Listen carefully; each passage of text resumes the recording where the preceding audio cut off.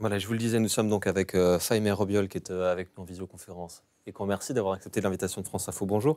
Vous êtes franco-iranienne, vous êtes chargée de cours à l'ESSEC. Je voudrais d'abord votre réaction quand vous avez vu ces images de cette foule, ces milliers de personnes qui n'avaient pas le droit, mais qui ont bravé l'interdiction pour se rendre au cimetière où est inhumé Mahsa Amini.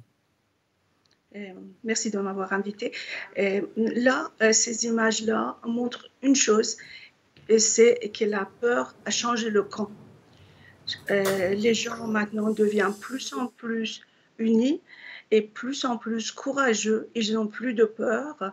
Comme ce qui a été existé depuis, je dirais, 43 ans, on voit dans cette jeunesse-là, il y a un courage que nous n'en avons pas eu. C'est extrêmement important. Et la chose, c'est que depuis quelques jours, on se rend compte que d'autres couches de la société qui avaient peur, qui doutaient, est en train de petit à petit entrer en jeu.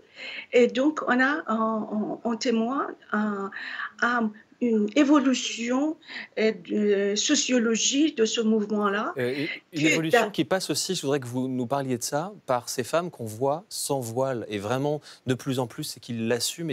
Et ça, c'est un symbole très fort. Tout à fait.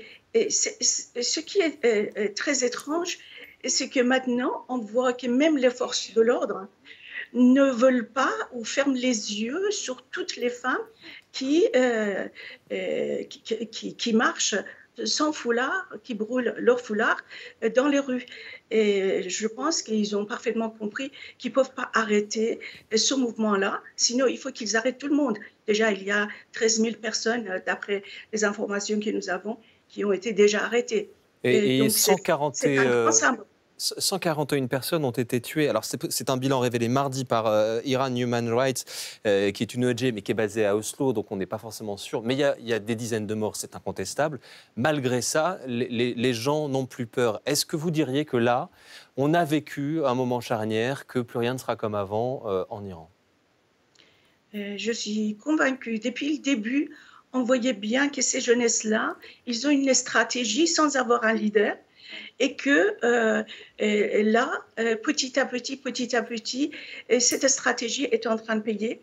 Et dans les discours qu'on entend tous les jours à la radio, à la télévision ou sur Twitter des dirigeants iraniens, même si c'est très menaçant, le ton, mais on voit qu'il y a une hésitation et on lit, quand on connaît la culture, la peur qu'ils émettent dans ces déclarations-là, tout en décrivant que ce sont des émeutes, que c'est des voyous dirigés par les étrangers, qu'ils veulent une société de débauche, etc., etc.